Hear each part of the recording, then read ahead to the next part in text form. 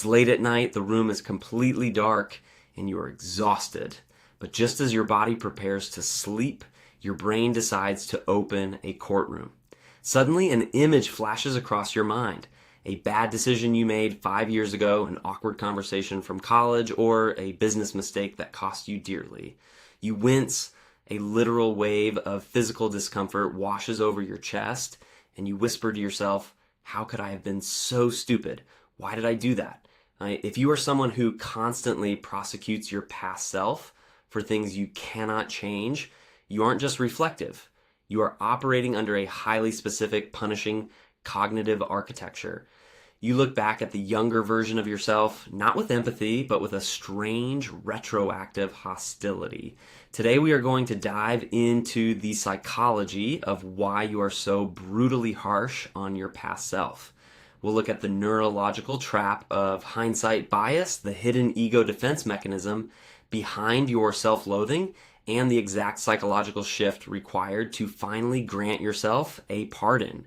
To understand why you judge your past choices so ruthlessly, we must look at a cognitive error known as hindsight bias.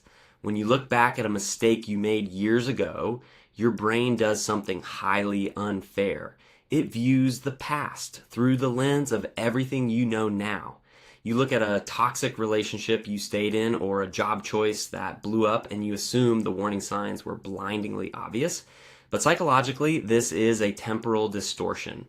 The version of you that made that decision did not possess the data, the emotional maturity, or the survival strategies that you have today.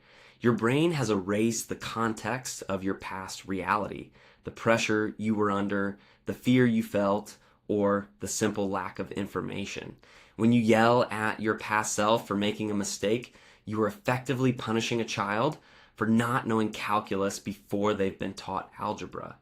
You are evaluating a past actor using a current script they hadn't yet read. If there is a specific year or decision in your past that you still find yourself mentally relitigating at night, comment the phrase "case closed" below. Let's see how many of us are ready to dismiss the court. There's a deeper, counterintuitive reason why your brain keeps you locked in this state of self-punishment. It is a defense mechanism disguised as guilt. If you accept that your past self made a terrible mistake because they were vulnerable, naive, or simply helpless, that means acknowledging a terrifying truth. You are vulnerable to the unpredictability of life. To avoid feeling helpless, your subconscious mind creates a compromise. It says, it is better to feel guilty than to feel powerless. By obsessing over how you should have known better, your brain maintains an illusion of absolute control. It allows your current ego to look down on your past self and say, I'm smarter than that now, so I am safe. Your harshness isn't actually about the past. It is a clumsy, anxious strategy to protect your current identity from the fear of making another mistake in the future. You use your past self as a sacrificial lamb to make your present self feel secure. This behavior is exceptionally common among high achievers and perfectionists. If you suffer from this, it is likely because your brain uses a strategy called pathological upward comparison, but instead of comparing yourself to a colleague, you are comparing your past self to an idealized, perfect baseline. You believe that if you had just made the perfect choice 5 years ago, your life today would be flawless. This creates an intense emotional state called retrospective dysphoria, a profound sadness rooted entirely in the what ifs.